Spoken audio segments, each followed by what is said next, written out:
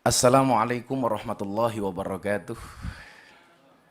Salam sejahtera untuk kita semuanya. Salam Bapak Gubernur Mas Anies Baswedan yang saya hormati, Sekjen PBNU, mentor saya, jajaran Forkombinda, dan terlebih kepada sahabat saya, pendeta muda Bro Johan Sunarto. Jadi ini perpaduan antara Cina dan Jawa. Kalau Sunarto itu pasti Jawa. Serta semua jemaat yang hadir yang berbahagia. Saya ditakdirkan oleh Allah untuk menjadi seseorang yang benar-benar harus memahami makna kebinekaan. Pondok pesantren saya ditakdirkan oleh Allah berada di lingkungan teman-teman Nasrani. 60% tetangga saya adalah Katolik. Selatan rumah saya rumah pendeta, utara saya kuburan. Dan alhamdulillah seumur hidup saya tidak pernah bertengkar dengan tetangga utara saya. Saat itu saya memahami bahwa Indonesia ini adalah rumah besar. Di dalam rumah besar yang namanya Indonesia ini terdapat 6 kamar.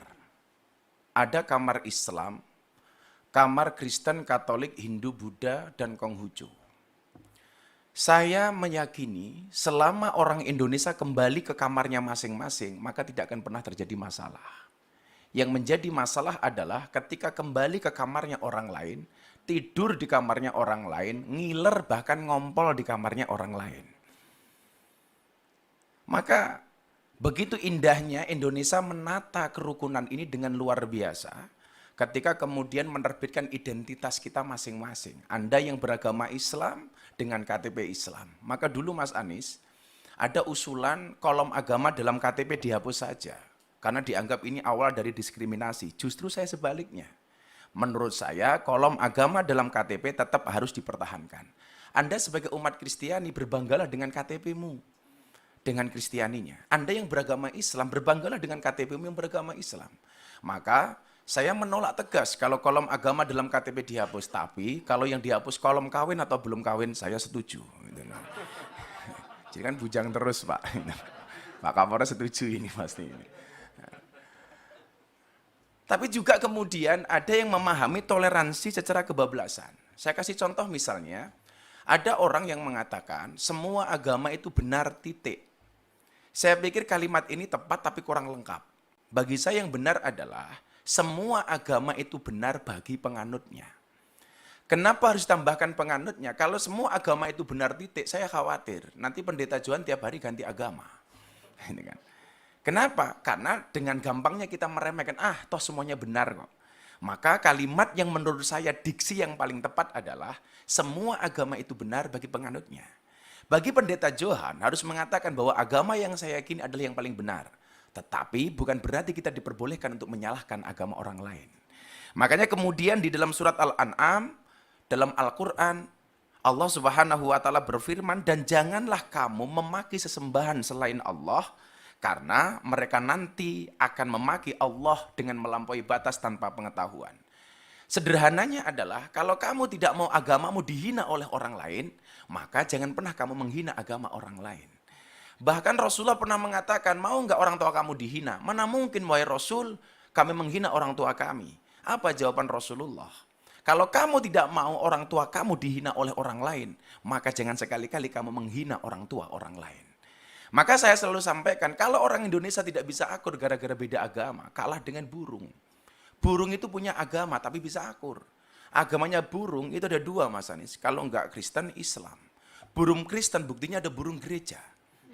Burung Islam ada burung namanya emprit kaji. Emprit kaji itu burung emprit yang kepalanya putih. Itu namanya emprit kaji. Tapi kalau ikan, Pak Kapolres, agamanya pasti Katolik. Buktinya yang paling besar namanya paus. Nah, gitulah kira-kira. Bahkan burung gereja itu sering tinggal di masjid. Karena saya dulu ketika di pondok, saya sering makan burung gereja.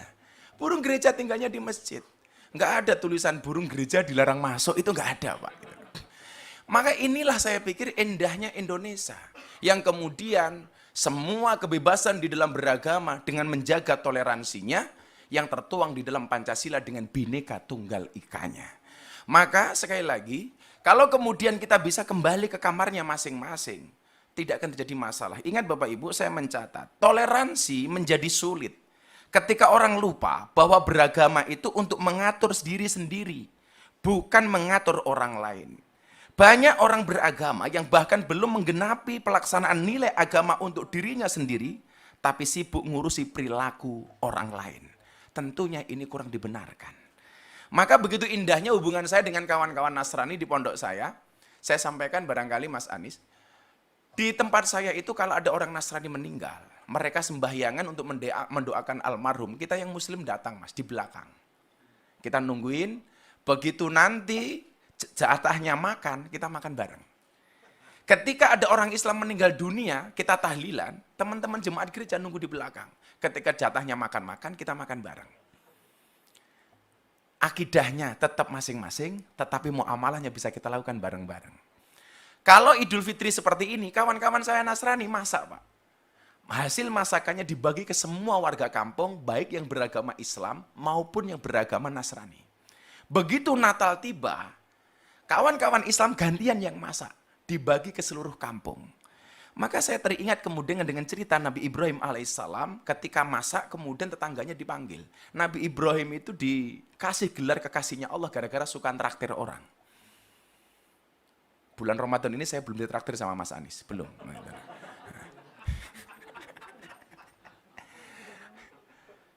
Nah, ketika makanan itu sudah ready sedia, Nabi Ibrahim memanggil seluruh tetangganya. Lucunya saat itu Nabi Ibrahim, ketika orang itu mau makan, ditanya dulu. Kamu nyembah siapa? Sesembahan kita sama Ibrahim, yuk kamu makan. Kamu nyembah siapa? Sesembahan kita sama Ibrahim, yuk kita makan.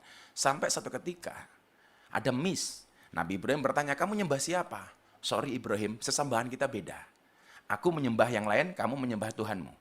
Jawaban Ibrahim saat itu adalah, sorry kamu gak usah makan dulu. Kenapa? Sesembahan kita beda. Saat itu kemudian Nabi Ibrahim langsung ditegur oleh Allah. Ibrahim, kenapa dia nggak dikasih makan? Tuhan, sesembahan dia beda dengan sesembahanku. Apa jawaban Allah saat itu? Ibrahim, orang yang nyembah aku dan tidak nyembah aku, semuanya adalah hambaku. Yang nyembah aku kasih rizki. Yang tidak menyembah aku kasih rizki.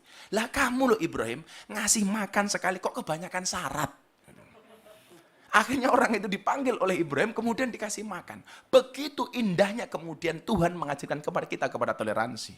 Maka kemudian konsepnya adalah, dalam bahasa agama Islam, famang sya'afal yu'min, famang sya'afal yakfur. Anda mau berimanlah, enggak ya urusan kamu.